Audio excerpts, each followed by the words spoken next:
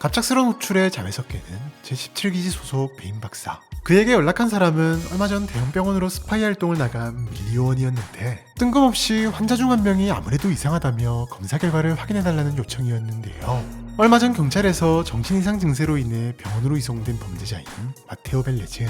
그는 며칠 전 자신의 손으로 아내를 목졸라 죽인 것도 모자라 자신의 딸마저 죽이려 했지만 비명소리를 들은 이웃의 신고로 다행히 미수에 그친 채 경찰에 붙잡힌 흉악범으로 체포 당시 그는 왜 아내를 죽였냐는 경찰의 질문에 자신의 왼손이 제멋대로 아내의 목을 졸랐다고 말하며 알 수 없는 이유로 인해 자신의 왼손을 스스로 통제할 수 없었던 탓에 아내가 죽어가는 모습을 지켜보고 있을 수밖에 없었다는 이해할 수 없는 변명을 늘어놓았고 실제로 왼손으로 스스로를 공격하는 이상 증세까지 보인 탓에 결국 병원으로 이송되어 검사를 받았던 것이었답니다. 사실 이야기를 들은 베인 역시도 그를 그저 정신나간 범죄자 정도로 생각했는데 일반적으로 외계인손 증후군이라는 증상을 겪는 사람들에게서 한쪽 손을 통제하지 못하는 증상이 보고되긴 하지만 자신의 가족을 죽일 정도로 통제가 안 되는 사례는 들어본 적이 없었기 때문인데요.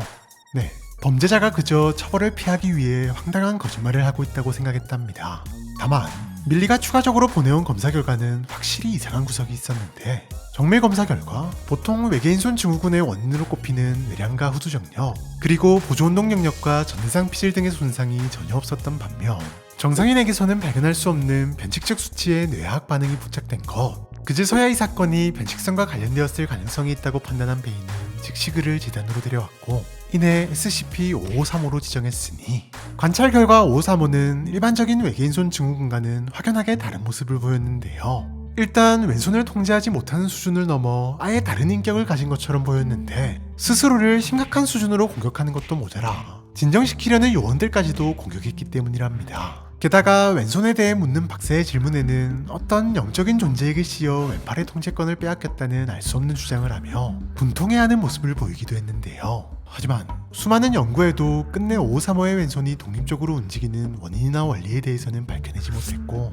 그는 왼손의 공격을 막기 위한 특수 제작된 보호구를 착용한 채로 제17기지의 표준인간형 격리실로 옮겨졌답니다. 다만 그럼에도 왼손의 폭주는 여전히 멈추지 않았고 이를 막기 위해 5535의 격리실은 항시 요원이 감지 왼손이 가격한 행동을 보일 시 즉시 무력으로 제지하는가 하면 보호구도 일주일에 딱 한 번 근위축 방지를 위한 운동 시간에만 해제하는 것이 허가되었는데요. 그렇게 별다른 소득 없이 시간은 흘러 2주가 지난 어느 날 여느 때처럼 운동을 위해 보호구를 벗긴 그 순간 전혀 예상치 못한 상황이 발생했답니다. 항상 누구에게나 공격성을 보였던 왼손이 그날따라 마치 글을 쓰는 듯한 제스처를 반복하기 시작한 것. 베인 박사는 문득 왼손이 대화를 요청하는 것일지도 모른다는 생각에 즉시 종이와 펜을 가져왔는데요. 왠지 5535가 매우 불쾌한 내색을 보이긴 했지만 처음 보이는 왼손의 반응을 놓칠 수 없었던 박사는 왼손에게 종이와 펜을 건넸고 이내 왼손이 바쁘게 써내려간 쪽지에는 다소 놀라운 내용이 쓰여져 있었답니다. 첫 문장부터가 뜬금없는 사과로 시작한 쪽지에는 바로 자신이 진짜 마테오 벨레즈,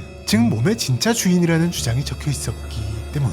네, 쪽지의 내용에 따르면 그는 어느 날 무엇인지 모를 어떤 존재에게 자신의 몸을 빼앗겼고 아내가 자신의 손에 죽어가는 모습을 지켜볼 수밖에 없었는데요. 하지만 어린 딸까지 공격하려는 그 순간 도무지 지켜보고 있을 수 없었던 그는 죽을 힘을 다해 저항한 끝에 겨우 왼손의 주도권만을 찾을 수 있었던 것이었답니다. 5535의 주장과는 완전히 상반된 내용의 주장.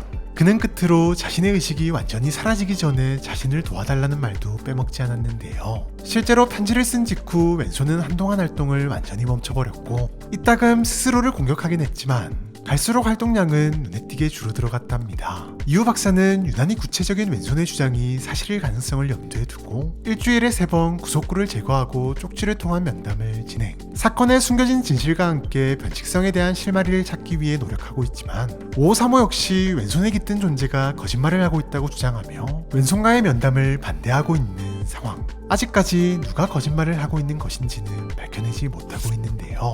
왼손에 깃든 무언가가 자신의 가족을 죽였다고 주장하는 존재와 반대로 왼손을 제외한 자신의 몸 전체를 빼앗은 존재가 자신을 살인자로까지 몰고 있다고 주장하는 존재. 과연 진짜 마테오 벨레즈는 누구인 것일까요?